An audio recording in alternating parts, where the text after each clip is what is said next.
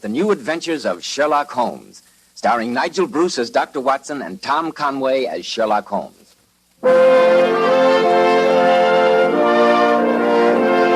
Well, here it is, Saturday night again, and time for our weekly visit with that excellent host and incomparable storyteller, Dr. Watson. I'm sure he's waiting for us in the old familiar study, so let's waste no time in joining him. Good evening, Mr. Bell. You're punctual to the minute, as usual. You bet I am. When it's time for Dr. Watson to tell a new adventure he had with the immortal Sherlock Holmes, I'm not going to miss a second It's nice of it. of you to say so, my boy. Draw up a chair, and I'll get on with tonight's new Sherlock Holmes adventure. From the hint you gave us last week, it sounded like quite a story. It was one that I shall never forget at any rate. For once, I played a rather dashing role in the case. Oh? And I have this small gold key on my watch chain to remind me of the fact. A gold key. Given to you perhaps by a lady, Dr. Watson? It was given me, my boy, by Her Grace, the Dowager Duchess of Penfield. In gratitude for services rendered, I Oh, suppose. no, Mr. Bell. Not by the wildest stretch of the imagination could you say that. Let's say that it's a memento of one of the most unusual experiences that the great Sherlock Holmes and I ever had. I call it the adventure of the Elusive Emerald. Sounds intriguing, Dr. Watson.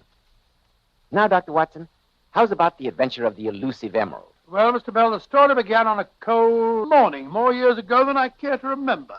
Holmes and I, our breakfast just concluded, sat on either side of a cheery fire in our Baker Street lodgings. A thick fog rolled down between the houses, and the windows opposite looked like dark, shapeless blurs through the heavy yellow murk. A London pea super, eh, Dr. Watson? Yes, it was, Mr. Bell. Our gas was lit and shone its flickering light on the white cloth and glimmer of china, for the breakfast table had not yet been cleared. Shortly before 11, we heard the old familiar jangle at our front doorbell, and a few minutes later, Mrs. Hudson ushered into our room Lord Morris Denby, a middle-aged man who seemed to be in a state of great excitement. Mr. Holmes, you must help me. I'll do my best, Lord Danby. What's your problem? Well, and this is hard to say, gentlemen, it's connected with my mother, the Duchess of Penfield. Oh, so you're the Duchess of Penfield, son. That's a charming woman. I met her at a house party at the Smythe Parkinsons in Shropshire a few years ago. At the time, she was kind enough to tell me Watson, that don't she you was... think your reminiscences might be more appropriate at some other time? Well, I was only pointing out, Holmes, Quite. that she was... Pray continue, Lord Danby. Well, here's the problem in a nutshell. My brother, the present Duke, is with his regiment in India. During his absence, all the responsibilities of the Penfield family have fallen on my unhappy shoulders. For a year now, I've been driven nearly insane by my nephew, Hilary. The boy's 18, and his madcap escapades have caused me many a sleepless night. But now comes the crowning blow. My mother, my own mother, has turned thief. Dowager Duchess of Penfield, a thief? Oh, come, sir, you must be mistaken. Would I make such a shocking statement, Doctor, unless I was sure? I repeat, she's a shoplifter, a pickpocket, a disgrace to our family. Since monetary considerations are surely not involved, I can only assume that Her Grace is a victim of that unfortunate affliction known as kleptomania. She is, Mr. Holmes. But how can I explain that to shopkeepers, to friends of the family, when Mother decides to pocket some valuable memento of a weekend house party? And though it's petty thefts today, tomorrow it may develop into more serious criminality. Mr. Holmes, you must help me find some way out of this intolerable situation. I'll pay you any fee you name if you can find... my good woman. Don't argue with What me. on earth's the commotion downstairs? Well, I see what's wrong, Holmes. Go back to your kitchen. Mind your own business, you stupid woman. It's Mother. She must have followed me Your here. Grace, how delightful to see you again. Again? Who are you? Oh, don't you remember? We met at the Smythe Parkinsons a few years ago. Never saw you before in all my life. Oh, it was in Shropshire. Fancy to us ball, you know. Rubbish. Get out of my way. Morris, Yes, Mama? get out of here at once. This is a matter for your elders. Do you hear me? Mama, Get out, you oaf. Yes, Mama. And when you get home, wait in the blue room for me. I shall attend to you later. Yes, Mama. Your Grace, I suggest that we Keep your suggestions to yourself, young man. Well, really, I do feel and you that... be quiet, too. Well, I beg your pardon, Duchess. I was only going... Can't understand a word you say. Oh, really? No. Now then, which one of you is Sherlock Holmes? I am, and I Why think did that idiot son of mine come to see you? I fear that professional ethics prevent me from... Professional fiddlesticks. You don't need to hem and haw with me. I suppose Morris told you that I was a kleptomaniac. I'm afraid that I Nothing to be afraid of. Oh. Either of you care for a pinch of snuff? I don't No, think thank so. you. Thank you very much. My word. So, Can't understand anyone who doesn't appreciate snuff. That's much better now. Now then, listen to me, both of you. This story that my son undoubtedly told you about my being a kleptomaniac is an unadulterated lie.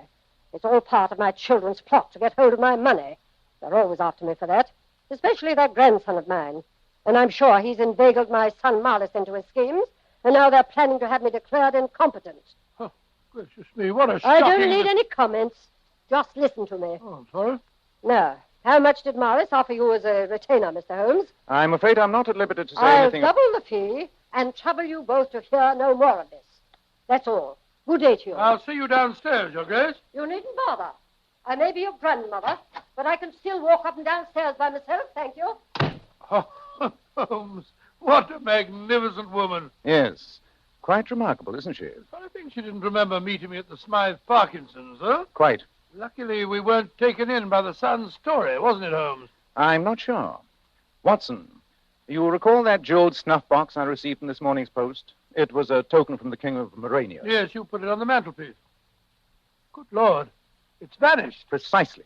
The Dowager Duchess of Penfield is so brilliant a kleptomaniac that she has achieved an unnoticed theft at 221B Baker Street. Well, of all the amazing nerve. Watson, we've met a worthy antagonist. Come on, old chap. Grab your hat and coat. I think we'll take the liberty of providing the Duchess with an unobtrusive escort.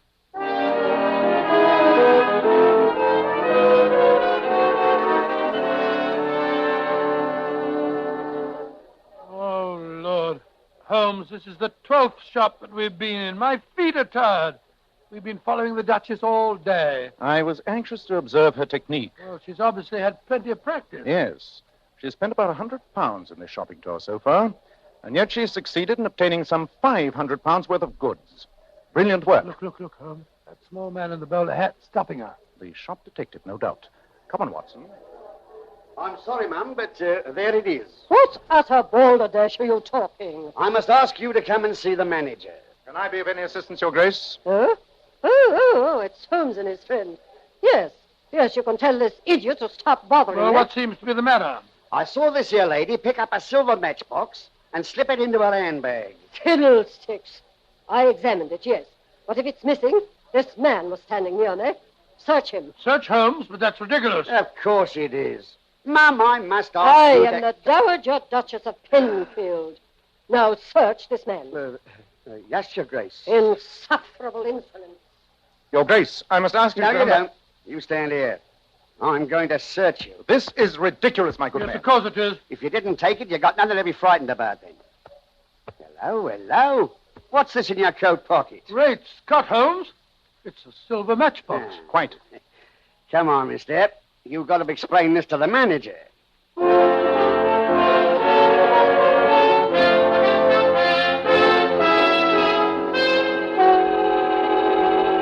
Mr. Holmes, I'm very embarrassed that my man brought you here. That's quite all right, sir.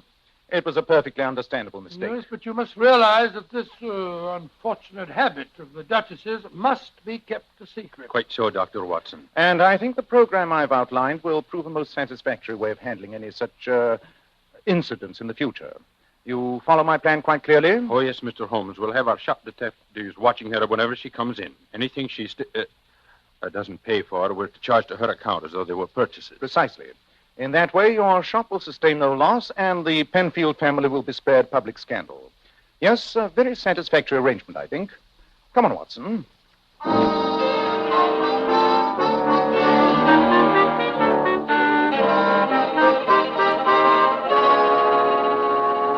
Yes, Mr. Holmes, a very satisfactory arrangement. Don't you agree, Hilary? Yes, Uncle. I suppose if we can't stop Granny pinching the stuff, at least this will keep it quiet. Hilary. All that remains to be done, Lord Danby, is to make similar arrangements at the other shops your mother patronizes. And in that way, sir, all scandal can be avoided. Yes, it's an excellent plan, excellent. I only wish that since Granny's so free and easy with other people's stuff, she'd loosen up the money bags for me a little. I'm stony broke. We won't go into that now, Hilary. Come along, my boy. I know Mr. Holmes is a busy man. Good day, gentlemen. Good day, good day. I'll be communicating with you, Mr. Holmes. Very well, Lord Danby. Well, I suppose that's the last we'll hear of the Duchess's problem. I think not, Watson. Huh? Just before Lord Danby arrived, I was studying the social section of today's Times. Look at the item I ringed in blue pencil. The distinguished Polish nobleman, Count Stephen von Kratzoff, is holding a reception at his Grosvenor Square house tomorrow afternoon, at which time the famous Kratzoff Emerald will be displayed. Skim through the list of guests, Watson. I think one name will interest you. Colonel and Mrs. Martin, Lord and Lady Norvik. By George, the Dowager Duchess of Penfield. Exactly. And the combination of the finest emerald in Europe and the Duchess of Penfield means that this is one reception we must not miss.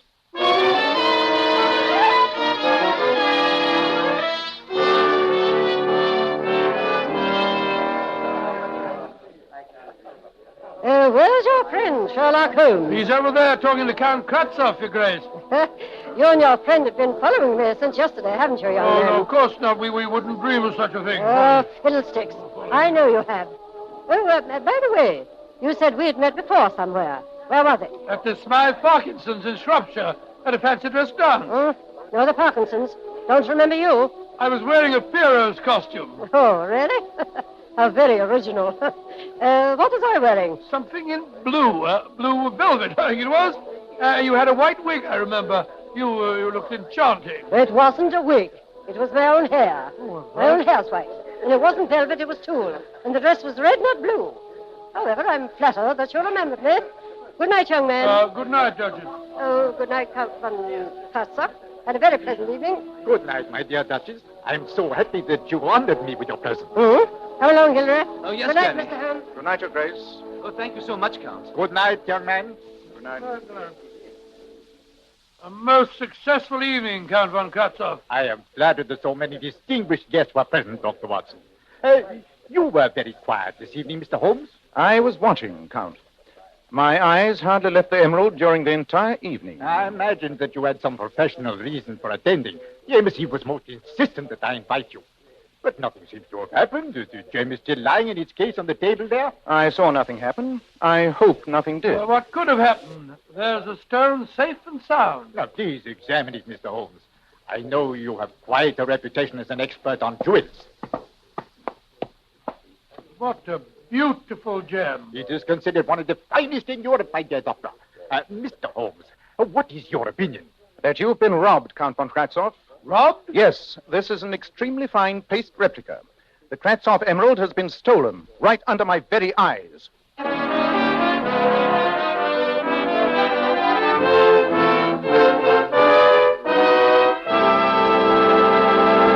In just a moment, we will rejoin Sherlock Holmes and Dr. Watson as they try to solve the mystery of the elusive emerald. So, Dr. Watson, the famous emerald had been replaced by a paste replica? Yes, my boy, it had. Well, I don't have to be a Sherlock Holmes to deduce that the Dowager Duchess was the culprit. Elementary, my dear Mr. Bell, elementary. But when the police arrived on the scene, Holmes gave no indication of our obvious suspicion. Later on, when we returned to Baker Street, I don't think either of us were in the least bit surprised to find that Lord Danby was waiting for us in a state of great agitation. Mr. Holmes, you've helped me so far. You've got to find some way out of this mess. You've spoken to Count von Kratzoff since the loss was discovered? Yes. He came over to see me while you and the police were still searching the house. We're neighbors, you know. What did he say, sir? That for the sum of £20,000, he'd agreed to keep the whole matter quiet. Indeed. And why should Count von Kratzoff assume that your mother was responsible for the theft? I'm afraid he must have heard rumors of her unfortunate habits. Do you propose to make the settlement, Lord Danby? The estate can't afford it, Doctor. Oh, dear me, what will my brother, the Duke, say when he returns from India? What am I to do, Mr. Holmes? Your problem has many more ramifications than I imagined when you first called on me, Lord Danby. I think if you'll allow me a few hours' grace, I can give you a surprisingly satisfactory solution to your dilemma. I'll be eternally grateful if you can. Well, how do you propose to do it, Holmes? The first step is obvious. To find the jeweler who made the paste replica. Unless I'm much mistaken, there's only one jeweler in London capable of such an exquisite piece of craftsmanship. We shall call on him, Watson. We shall call on him at once.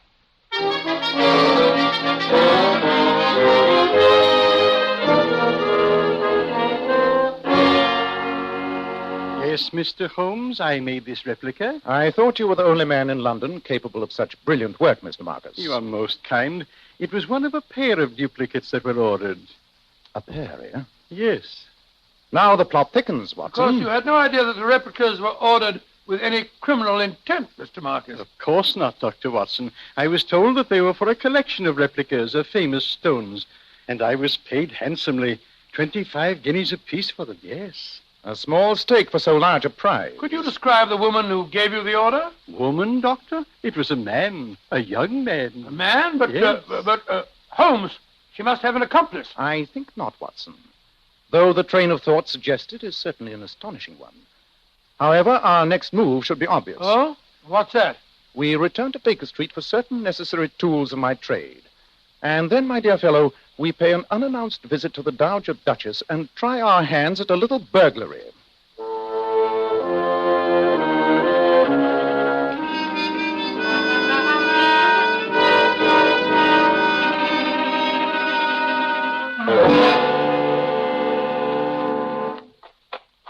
Holmes, that you?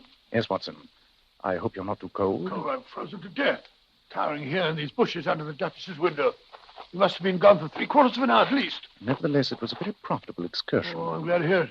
For heaven's sake, take off that stupid moustache. You look ridiculous. And yet this stupid moustache inspired great confidence in the second chambermaid.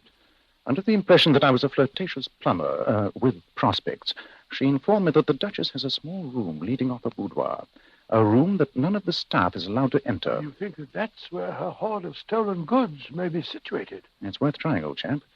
A stout coil of rope attached to the balcony above should enable us to make an unobtrusive entry. Possibly, but where do we find a stout coil of rope? Even a pseudo-plumber has his tools.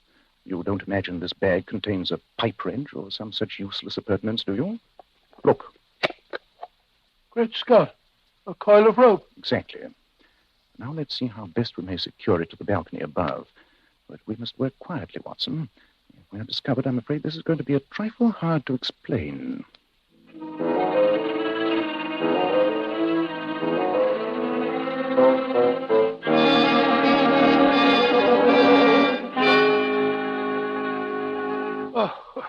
When I climb up ropes, Holmes, I realize I'm not as young as I used to be.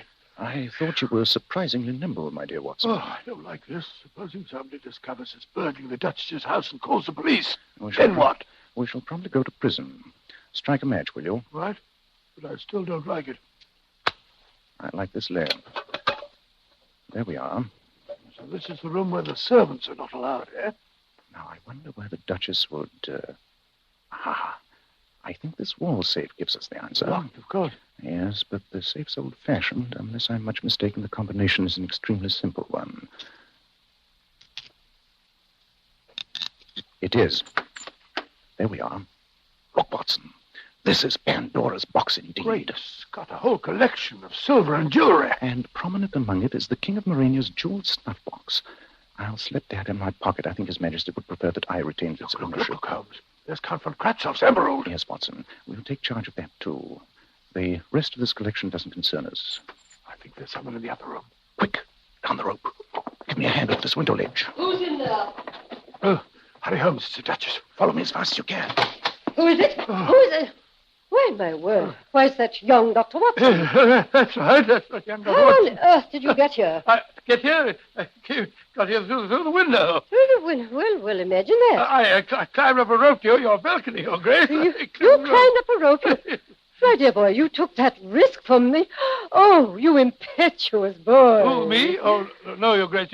You're entirely mistaken. Not a word, my dear boy. I know how you feel. I'm sure I you don't. realized it tonight when you spoke of the grey chiffon dress I wore at Smythe Parkinson ball. But you don't understand. I do. I understand only too well. Oh, but you dear boy, it can't be. Don't you understand? Think of my family, my grandchildren, my reputation. But really, Your Grace, you're making a very... Not another word, you headstrong boy.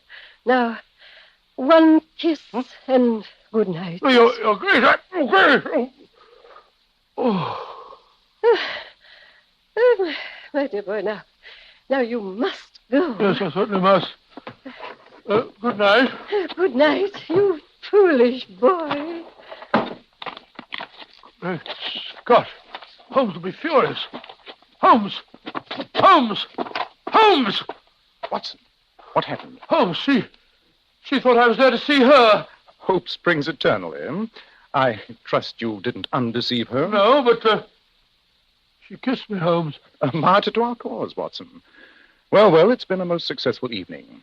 The case is solved, and I imagine it's still quite early. What time is it? Well, it's, Holmes. What's wrong? Great Scott, when the Duchess kissed me, she stole my watch.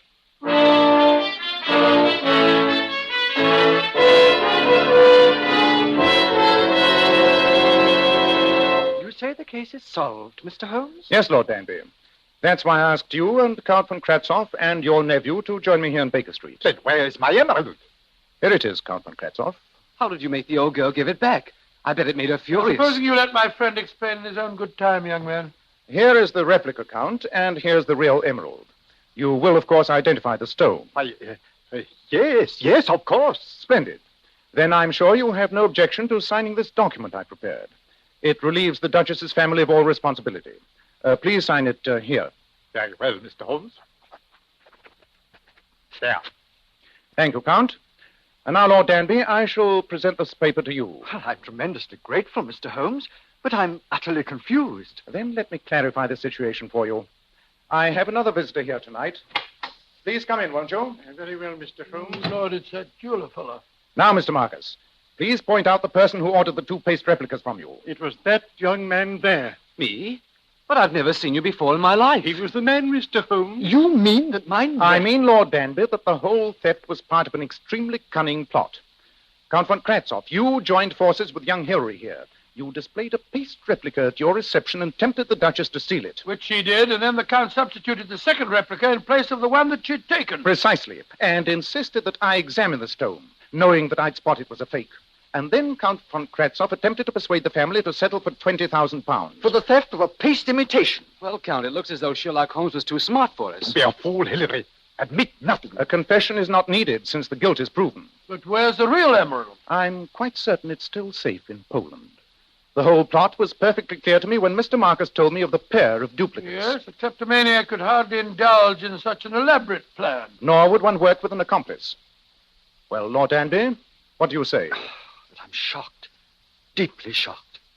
My nephew I shall deal with separately, of course. Don't look so grumpy, Uncle. I was only trying to get a little money. Granny wouldn't give me any. Count von Kratzoff, you can be prosecuted for fraud and extortion, you know. Only by involving the Penfield family in a great deal of scandal, I assure you, Mr. Holmes. What do you say, Lord Danby? Do you intend to prosecute? The Count's right. The scandal would be unbearable. Then I'd suggest we merely request Count von Kratzoff's immediate departure for Poland. Now, don't try and stop me, my good woman. I'm going upstairs. It's Mother. It's Granny. It's the Duchess, oh, Lord. My word. How very depressing. I came here to talk to Dr. Watson, and I find his room knee-deep with my relatives. Now get out of this room, all of you. But, Mamma... Now, no arguments, Marlis. Leave the room. All of you, and wait for me downstairs. Very well. Come along, Hilary. I must speak to you privately. Mr. Holmes, I want to speak to Dr. Watson alone. Very well, Your Grace. Holmes, don't leave me. Well, that's extremely ungallant of you, Doctor. Your Grace, you can speak freely, perfectly freely, in front of Mr. Holmes here. My word. How extremely disappointing. Well, young man, I realize that I was cruel and heartless to you last night. Here's your watch. Oh, thank you, Your Grace. What's this gold key on the chain? That's a key to my private conservatory in the garden. Oh, dear me. Yes, a man of your weight has no business climbing ropes. Good day, Mr. Holmes. Goodbye, Your Grace. And Dr. Watson. Yes, Your Grace? I looked through my wardrobe after you left last night. I found that dress I wore at the Smythe Parkinson's. It was green. Bottle green nets. Watson, my dear fellow, you've made a conquest. A distinct conquest. Never felt so more embarrassed in my life. A gold key, indeed. You know, Holmes, though the case is over, I think Count von Kratzoff should be taught a lesson. Undoubtedly, he led that young fellow astray. Even though Lord Danby doesn't want to prosecute, I'm not sure that we shouldn't. What evidence would we use? The replica emerald, of course. You seem to forget that the Dowager Duchess of Penfield has just left the room. What? You mean she stole it again? Yes, Watson. I'm sure that our evidence will shortly be reposing in that small room off her boudoir. And I have a strong feeling that not even your love for British justice will get you there again. Now, Dr. Watson, what about next week? Well, now, next week, Mr. Bell, I shall tell you a strange adventure in which Sherlock Holmes and I fought a losing battle to prevent the murder of a man who, curiously enough, was already on his deathbed.